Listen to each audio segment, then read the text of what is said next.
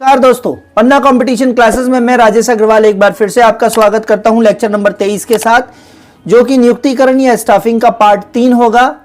इसके पहले अपन नियुक्तिकरण के पार्ट 2 और पार्ट 1 देख चुके हैं। इसी में बात कर रहे हैं स्टाफिंग प्रोसेस एलिमेंट या स्टेप्स, जो कि कंटिन्यू चल रहा है पिछले लेक्चर से। नियुक्तिकरण प्रक्रिया के तत्व या पद, ठीक है। पहला अपन तत्व पढ़ चुके हैं जिसको अपन बोलते हैं नियुक्तिकरण का नियोजन, जो इसके पहले वाले 22वें लेक्चर में पढ़ चुके हैं। अगर वो ना पढ़ा हो आपने तो वो देखें। इसके बाद आज अपने को दूसरा तत्व पढ़ना है जो है भर्ती तथा चयन, रिक्रूटमेंट एंड सिलेक्शन। बोलचाल की भाषा में भी इसी तरीके से बोलना है आपको, रिक्रूटमेंट तथा सिलेक्शन। मैंने कई लोगों को देखा है कि सिलेक्शन तथा रिक्रूटमेंट बोलते हैं, जो कि गलत है। रिक्रूटमेंट क्या होता है? लोगों को संगठन आपकी कंपनी में आने के लिए, जुड़ने के लिए अखबार या इलेक्ट्रॉनिक मीडिया के माध्यमों से रिक्रूटमेंट या आवश्यकता है एडवर्टाइजमेंट डाला जाता है, इसे ही रिक्रूटमेंट कहते हैं। अर्थात आपने देखा होगा न्यूज़पेपर में आता है आवश्यकता है डीटीपी ऑपरेटर्स की, या ये सामान बेचने के लिए लड़कों की आवश्यकता है, तो वो रिक्रूटमेंट होता है। अर्थात कंपनी अर्थात लोगों को संगठन में नियुक्ति पाने के लिए, आवेदन करने के लिए प्रेरित किया जाता है इसके द्वारा, है ना। जो लोग एडवर्टाइजमेंट देखेंगे न्यूज़पेपर में आवश्यकता है, और अगर वो उसके योग्य होंगे तो वो अपना रिज्यूमे आपको डालेंगे, आपसे संपर्क करेंगे। तो लोगों में संगठन में नियुक्ति पाने के लिए, आवेदन करने के लिए प्रेरित किया जाता है। किस प्रक्रिया में? रिक्रूटमेंट में। अब मानव की रिक्रूटमेंट या भर्ती के दो स्रोत हो सकते हैं। किसी भी कंपनी में मानव की भर्ती के दो स्रोत हो सकते हैं, आंतरिक स्रोत और बाह्य स्रोत। आंतरिक स्रोत क्या होते हैं कि कर्मचारियों को एक विभाग से आवश्यक दूसरे विभाग में डालना। अर्थात आपकी कंपनी में जो पहले से कर्मचारी उपलब्ध हैं, उनको एक विभाग से जहां दूसरे विभाग में आवश्यकता है वहां पे डालना, वहां पे पूर्ति करना। दूसरा, कर्मचारियों का निचले लेवल से ऊपरी लेवल पे प्रमोशन करना, तो अब प्रबंधकों के पद की पूर्ति होती है। पुराने कर्मचारियों द्वारा अनुशंसा की जाती है, रेफरेंस दिया जाता है ना, रिकमेंड किया जाता है। जैसे मैं किसी कंपनी एक्स में काम करता हूं, तो मेरा दोस्त जो अच्छा है उस काम के लिए, तो मैं उसका रेफरेंस दे सकता हूं अपनी कंपनी के मैनेजर को कि इसका इंटरव्यू आप ले लीजिए। तो पुराने कर्मचारियों द्वारा अनुशंसा किया जाना। नेक्स्ट है पुरानी कंपनी छोड़ चुके कर्मचारियों को वापस बुलाना। पुराने जो हैं कंपनी छोड़ चुके कर्मचारियों को वापस बुलाना, अर्थात जो अच्छे कर्मचारी थे, किसी कारण उस समय परेशानी हुई और वो छोड़ के चले गए, उन सबको बाहर वापस बुलाना। उनका सारा आपके पास डिटेल होता है, तो ये आंतरिक स्रोत हो गए। इसके बाद बाह्य स्रोत में बात करेंगे कि विज्ञापन के विभिन्न माध्यमों द्वारा, जैसे प्रिंट मीडिया, इलेक्ट्रॉनिक मीडिया में रिक्वायर्ड है, आवश्यकता है, ऐसा करके एडवर्टाइजमेंट देना। रोजगार एजेंसियां जो होती हैं, बड़े बड़े शहरों में प्राइवेट रोजगार एजेंसियां होती हैं, उनके माध्यम से, कंसल्टेंसी फर्म्स होती हैं, उनके माध्यम से रोजगार मेले लगाए जाते हैं। छोटे छोटे शहरों में शिविर लगाए जाते हैं रोजगार से संबंधित शिक्षण संस्थाएं जो होती हैं उस ट्रेड के बच्चों के लिए, वहाँ कैंपस, ओपन कैंपस और क्लोज कैंपस होते हैं। आपने देखा होगा इंजीनियरिंग कॉलेज में 3rd ईयर 4th ईयर में कंपनियां पहुंचती हैं, तो शिक्षण संस्थाओं में व्यक्तिगत पत्र देके, है ना। अर्थात कोई भी व्यक्ति को जॉब चाहिए और मान लो किसी कंपनी में उसको करना है, तो उस कंपनी में वो स्वयं अकेले जाके और वहाँ के HR मैनेजर को अपना रिज्यूमे या अपना बायोडेटा दे सकता है। ठीक है, आगे चल के मैं आपको रिज्यूमे, बायोडेटा और CV, करिकुलम विटे, तीनों में डिफरेंस बताऊंगा। तो व्यक्तिगत पत्र दे सकता है।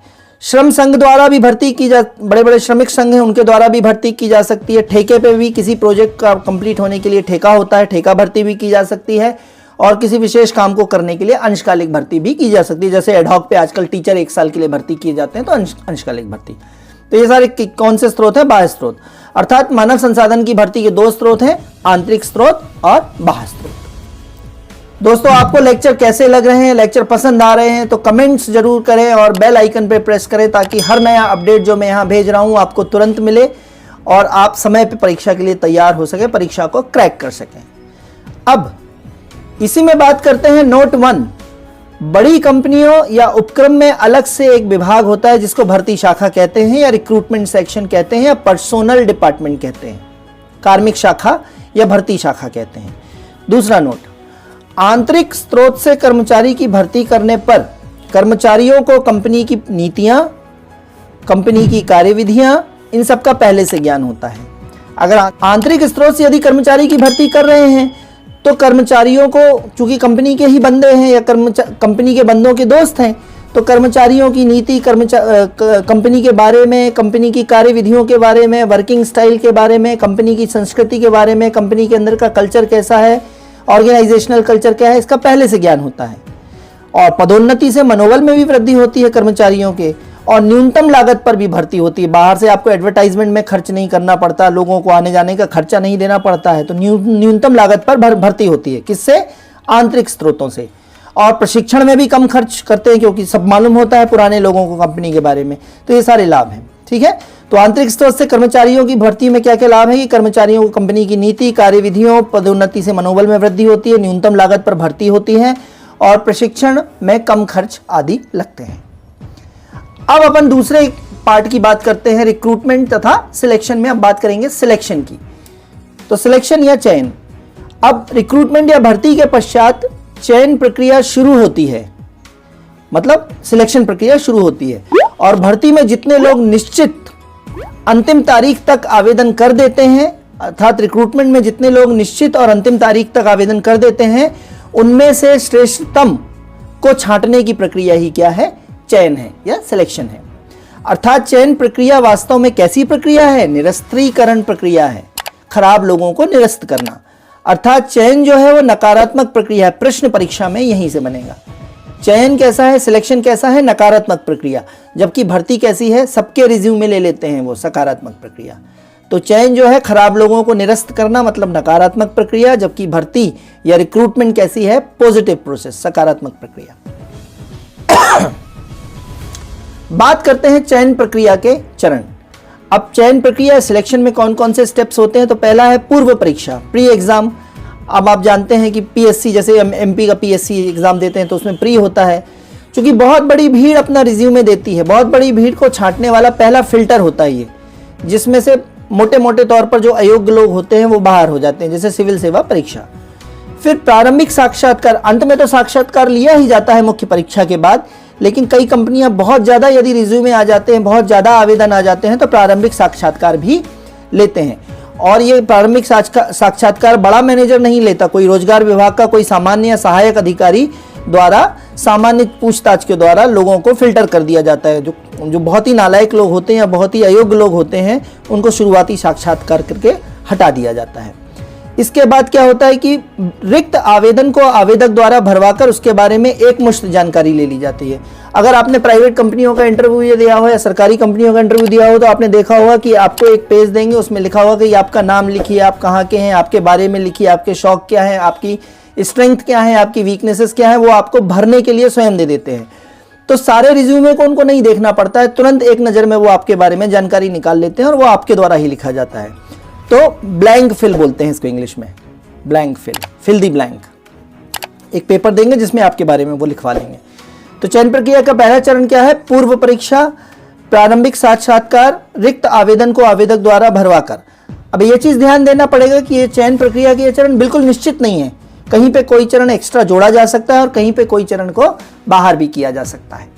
इसके बाद चौथा स्टेप है मुख्य या मनोवैज्ञानिक परीक्षण। यही जो है परीक्षा की बॉडी है, मेन चयन का जो यही आधार है। तो चयन का मुख्य आधार है यह परीक्षा लिखित में भी हो सकती है, वस्तुनिष्ठ भी हो सकती है, और इसमें बुद्धि जो कर्मचारी होता है उसकी बुद्धि, अभिरुचि, योग्यता या एप्टीट्यूड परीक्षण शामिल होता है। ठीक है, इसमें कुछ नया नहीं है। फिर साक्षात्कार मतलब इंटरव्यू। भावी कर्मचारी के व्यक्तित्व एवं कृतित्व, व्यक्तित्व एवं उसके कार्य करने के तरीके, कृतित्व के बारे में आमने सामने बैठकर जांच करना, अक्रॉस द टेबल।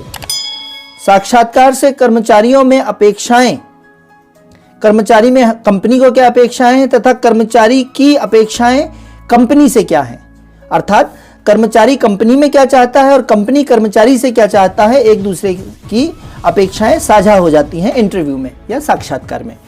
और साक्षात्कार पूर्व निर्धारित प्रश्नों अर्थात स्ट्रक्चर्ड इंटरव्यू भी होता है या एक्सटेम्पोर या अनस्ट्रक्चर्ड इंटरव्यू भी हो सकता है ना। स्ट्रक्चर्ड इंटरव्यू होंगे तो उसमें निर्धारित प्रश्न जो पहले से तय किए गए हैं वो पूछे जाएंगे, और अनिर्धारित में जो जिस तरफ बह निकले इंटरव्यू उसी तरफ बहता चला जाएगा। वो फिर बड़े इनफॉर्मल या अनौपचारिक एनवायरनमेंट में, और आप क्या करते हैं और आपके शौक क्या है ना, आप कब खुश रहते हैं, इस तरीके के प्रश्न जो होते हैं वो अनस्ट्रक्चर्ड कहलाते हैं। ठीक है, और ज़्यादातर इंटरव्यूज़ कैसे होते हैं, सामान्यतः जो इंटरव्यू या साक्षात्कार होते हैं दोनों प्रकार का मिश्रण होता है, अर्थात स्ट्रक्चर्ड भी होता है और अनस्ट्रक्चर्ड भी होता है, या एक्सटेम्पोर। एक्सटेम्पोर मतलब वहीं प्रश्न बनेगा और वहीं आंसर दे दिया जाएगा, है ना। एक्सटेम्पोर आप देते थे ना छोटी क्लास में, कोई टॉपिक स्टेज पे खड़ा कर दिया जाता था और फिर टॉपिक बताया जाता था और उस पर 2 मिनट बोलने के लिए बोला जाता था, उसको बोलते हैं एक्सटेम्पोर। दोस्तों, क्या आप भी लगातार तैयारी के कारण नहीं बना पा रहे हैं अपने मैनेजमेंट सब्जेक्ट के प्रॉपर नोट्स, तो ज्वाइन कीजिए हमारे पटवारी मैनेजमेंट सब्जेक्ट के कंप्लीट कोर्स को, जिसमें आपको मिलेगा recorded classes, all lecture PDF notes, टेस्टरी। यह केवल इसकी फीस केवल 99 रुपए है। तो अभी व्हाट्सअप कीजिए इस कोर्स को ज्वाइन करने के लिए 90 39 53 44 79 पर। अब साक्षात्कार में स्ट्रेस इंटरव्यू भी होने लगा है आजकल, है ना। बड़े बड़े पदों पे आप जाएंगे तो दबाव में आपको काम करना है, बहुत दबाव में काम करना है। राजनीतिक दबाव भी रहेगा, पब्लिक का भी दबाव रहेगा, कानून का भी दबाव रहेगा, संविधान का भी दबाव रहेगा, है ना। तो आपके स्ट्रेस इंटरव्यू भी देखा जाता है। आवेदक के धैर्य का, आत्मविश्वास, सहन शक्ति और आवेदक का रिस्पॉन्स, है ना। रिस्पॉन्स और रिएक्शन में फर्क होता है। रिस्पॉन्स मतलब सोच समझ के उस चीज के बारे में प्रतिक्रिया देना, और रिएक्शन मतलब तुरंत प्रतिक्रिया दे देना। गुस्सा आए तो तुरंत गुस्सा दिखा देना, जबकि रिस्पॉन्स क्या होता है, सोच समझ के किसी भी चीज के बारे में रिएक्ट करना, वो रिस्पॉन्स होता है। तो रिस्पॉन्स ज्यादा अच्छा होता है बजाय रिएक्शन करने के। तो धैर्य, आत्मविश्वास, सहन शक्ति और रिस्पॉन्स की भी जानकारी मिलती है। साक्षात्कार पैनल के सामने उत्तर देते समय, ये बात ध्यान रखें, इंटरव्यू देते समय मैंने ये गौर किया है, देते समय और लेते समय दोनों में गौर किया है। साक्षात्कार जो पैनल होता है जिसमें 4-5 लोग बैठे होते हैं, उत्तर देते समय सभी महानुभावों से आई कांटेक्ट रोटेट करते रहना चाहिए, सबकी तरफ देखते रहना चाहिए। सिर्फ प्रश्न पूछने वाले की तरफ देखकर उत्तर नहीं देना चाहिए, ये बहुत इंपॉर्टेंट है। ये व्यवहारिक बात है जो कि आपको ध्यान रखना है। अब साक्षात्कार की लिमिटेशंस क्या है, साक्षात्कार की सीमाएं। तो साक्षात्कार की सीमा इंग्लिश में ही कहना ज्यादा अच्छा रहेगा, गो एरर एंड ड्रॉप एरर होती है। पहली सीमा है गो एरर, मतलब एरर का चला जाना, अर्थात खराब लोग किसी भी गलती से, किसी इंटरव्यूअर की गलती हो, चाहे लिखने की गलती हो, चाहे तुक्के लग गए हो वस्तुनिष्ठ प्रश्नों में, तो खराब लोग इंटरव्यूअर या ऑब्जेक्टिव में तुक्के सही हो गए हो, उसके कारण साक्षात्कार में पास हो जाए या परीक्षा में पास हो जाए और कंपनी में चले जाए, तो इसको क्या बोलते हैं, गो एरर। अर्थात एरर जो है वो गो हो गई, आगे निकल गई। ड्रॉप एरर, अच्छे लोग पीछे ड्रॉप हो जाए या छूट जाए। तो अच्छे लोग किसी भी गलती से, इंटरव्यूअर की गलती से, वस्तुनिष्ठ उसके गलत हो जाए उस मोमेंट पे, वो 2 घंटे में उसका दिमाग ना चले लेकिन बहुत अच्छा कैंडिडेट है तो उसके कारण बाहर हो जाता है, this is called drop error. तो गो एरर एंड ड्रॉप एरर। तीसरा हेलो इफेक्ट, या हेलो मतलब होता है आभा मंडल। आवेदक की कोई ना कोई एक अच्छाई जो हो सकता है उसकी सारी बुराइयों को ढककर साक्षात्कारता को प्रभावित कर दे, इंटरव्यूअर को प्रभावित कर दे, या इसका उल्टा भी। समस्त अच्छाइयों को होते हुए भी आवेदक कुछ ऐसा साक्षात्कार में बोल जाए या कर जाए, या उसकी बॉडी लैंग्वेज ऐसी हो जाए जो कि सामने वालों को, इंटरव्यूअर को बुरी लग जाए, तो उस एक गलती के कारण सारा इंटरव्यू चौपट हो जाएगा, या एक अच्छाई के कारण सारी बुराइयां ढक जाए, उसको क्या बोलते हैं, हेलो इफेक्ट या आभा प्रभाव। तीसरी लिमिटेशन जो साक्षात्कार की है वो साक्षात्कार का पूर्वाग्रह है, अर्थात प्रीजुडाइज।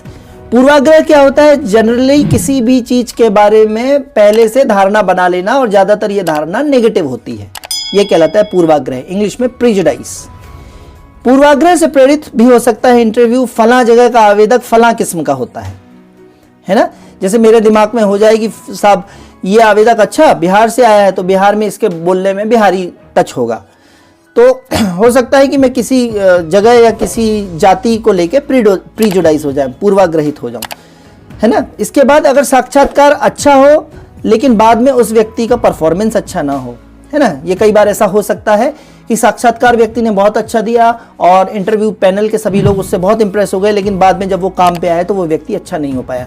तो एक ये भी जो है सीमा हो सकती है साक्षात्कार की। साक्षात्कार के बाद अगला चरण जो है भर्ती एवं चयन प्रक्रिया का, वो है शारीरिक परीक्षा होती है, फिजिकल इंटरव्यू होता है, उसके बाद सिलेक्शन लेटर आ जाता है, और उसके बाद आपको अपॉइंटमेंट लेटर आ जाता है, आपको कंपनी ज्वाइन करनी होती है। तो इस प्रकार से नियुक्तिकरण का अपन ने दूसरा स्टेप, कुल 6 स्टेप है, दूसरा स्टेप भर्ती तथा चयन पढ़ा। आगे जाके अपन चौथे लेक्चर में और आगे पढ़ेंगे इसमें, और तब तक के लिए ये लेक्चर मैं यहीं रोकता हूँ। धन्यवाद। लेक्चर को लाइक, सब्सक्राइब, शेयर जरूर करें, कमेंट जरूर करें। सुधार के लिए आप बिल्कुल नहीं बता रहे हैं जिसकी मुझे सख्त जरूरत है, बेल आइकन पर प्रेस करें। Thank you.